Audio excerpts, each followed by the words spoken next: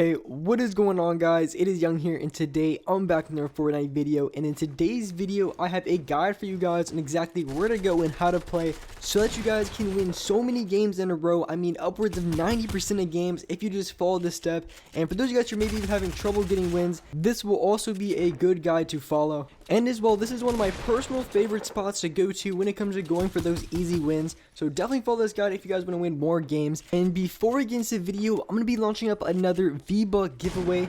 If you guys want to enter this giveaway and want a chance to win some free V-Bucks, all you have to do is to drop a like on this video, subscribe to my channel, and also as well subscribe to Fortnite Trends. The link for that channel will be in the description down below, or check the pinned comment.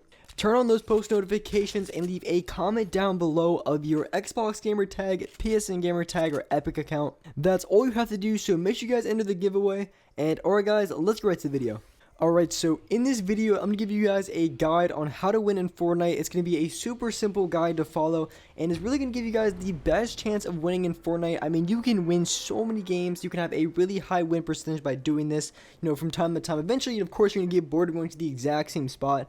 But I mean, this is a really good spot. Maybe you guys are struggling to get wins, maybe you're on a losing streak or anything in between. This guide is really going to help you guys win more of those games. So the landing location that I chose for this video, and there's a few reasons specifically on why I chose location. There's also a lot of other good locations to land at, but for this video, I landed at this location, which are the factories or crates, whatever you guys want to call it. But this location is just above Retail Row.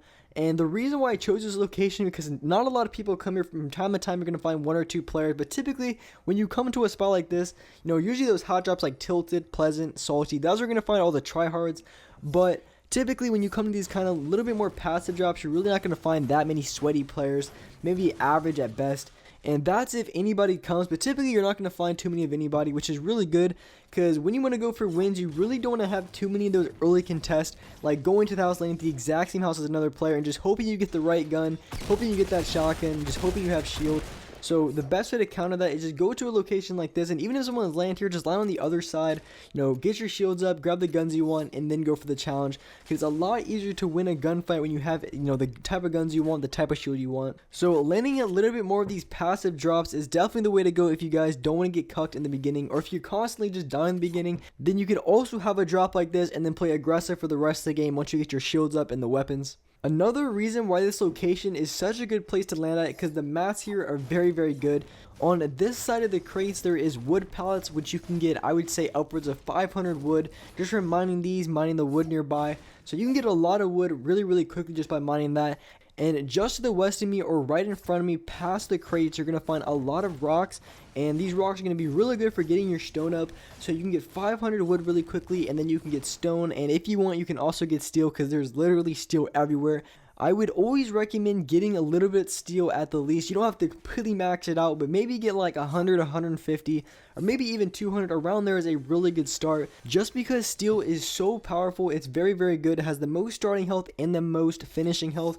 So overall, it's just the best thing to use in a lot of situations. And on top of that, in in-game, a lot of people are going to be farming up a ton of wood, and not a lot of people are going to have a lot of brick and steel. Sometimes you might find a lot of brick and steel, but typically you won't. So if you want to make sure you have maxed out the entire game, just farm up that brick, farm up that steel. So basically just go through wood the entire game, and a lot of times you're going to be maxed out on wood constantly, and then you're going to be lacking in brick and steel. So if you get that early start on brick and steel, you're truly going to be set on mats for pretty much the entirety of the game, unless you have to burn through all of it if you're getting sprayed or spammed with whatever. And another reason, I have a few more reasons why I like this location to land at, is because typically no one's going to rotate over to this location. From time to time, you might have one or two people rotate over, and that's very rare. And this person that rotated over, they use an ATK or a quad crusher, whatever you want to call it. They use that to rotate over. So typically, because the only other things really is Wailing Woods and Tomato Town, and people really just don't rotate over typically, and if they do, it's going to be really late, so you're going to have everything you need and already be set out by the time they rotate from there. Because mainly when I come to this location, this is a pretty much a location that I go to like mid or late game that I would say maybe 50% of the time is going to be unlooted, and I can get my extra shields if I need some wood, anything that I need to get, I can come here mid or late game, and typically it's not going to be looted. From the crates, where you want to go is you want to go towards the southwest. You want to go towards retail, And just like this game, and for most of the time, you're not going to be running low on shields, but just in case you are, though, that's the reason why you want to come towards this location, because there's trees everywhere. You can get your mats up, you have as much wood as you want, you can max out on your wood if you'd like. But you're going to find a bunch of mushrooms around here. There's some on this side, some on the other side. And typically, I'm not going to be in need for shield because there usually is a ton of shields and a ton of extra shields at the crates. But some of those games, like this rare occasion, I'm not going to have any shield, which I can just come down to this forest, take a bunch of mushrooms, and walk off with probably about 75 HP. And this lobby right here, for the majority of the times, I'm not going to lie, this was a bot lobby. There were so many bots in this lobby. And I would say probably all the sweats in this lobby, they probably went off to Tilted and died. I mean, I don't really know. Most of the sweats, except for maybe one guy at the end that was kind of decent. Everyone else was pretty much a noob at this game. It was actually crazy. So later in the game, I saw like 3 build fights. So pretty much everyone that I ran into, I lucked out. I didn't run into any people willing to build fight, except for like 1 or 2 guys towards the end, and I was able to kill them off pretty quickly. You definitely know this is a bot lobby because honestly, there's not that many people who rotate down here, especially for where this guy came from. He was in front of me the entire time, so I'm guessing he came from like Dusty or some area like that, which I don't know why he rotated over here, but he did. And I really think that's the reason why I was able to find so many players who weren't completely sweaty, because a lot of the sweaty players, they run pretty much, a lot of them they run the exact same route. They're going Tilted, and then they're going towards Dusty, or maybe they're going towards the lake. So they're running those routes every single game, so most of the sweats aren't coming to these locations over here. So when you come to these locations, typically you're not going to be fighting the sweatiest of players in the entire lobby. From the forest, you can really pretty much go anywhere. I would always recommend just going where the circle takes you next. And in case you need some more health, right down here you're going to find apples. There's also some apples in retail, just like kind of by the doghouse. But at the same time, a lot of players have already gotten those apples. So in case those are taken, there's some more apples right at this location here. I got into a really good spot here. I was able to get a good third party. I got 1 tag on the deagle initially, shot down the structure. One of them took fall damage. And I got another tag for 50 with the deagle, and I was just going off with the deagle. I don't know, lately I've been using the deagle a lot more, and I've had some really dirty shots with it. And you're going to see right here, I completely demolished this guy with the deagle. I hit him again for the deagle. Didn't mean to give up my high ground there, so he got high ground. So I'm going to back up a little bit, go for high ground here, go for an edit play down, bop him in the head with the deagle. And I'm just saying, my deagle shot's really dirty. I've been using it a ton.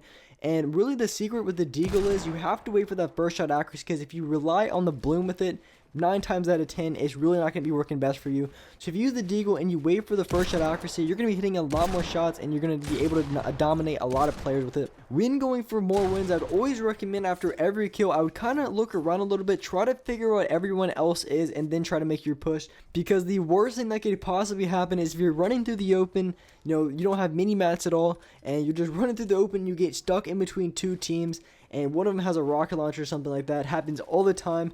So I would say the best thing you can do is just look around from other teams, see where everyone else is or what everyone else could be, and then definitely play off of that.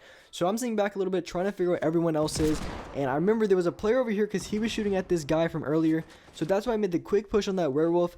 And then now I'm going for the push on this guy. I know there was a team far to my right, so I didn't want to take too long in this gunfight, but at the same time I had a little bit of time. So one other thing that I would recommend you have in your loadout is you always want to try to have a grapple gun. And so let me explain why. So towards the end of the game, when it comes to the grapple gun, a lot of times in that end game, the circle is going to be really far.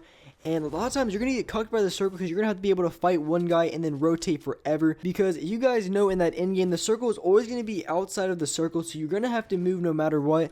And a lot of times after that rotation, it's going to be completely on the other side. And if you don't have a grapple gun, you're going to have to fight that guy in the storm. Which for me, fighting in the storm just never ends well.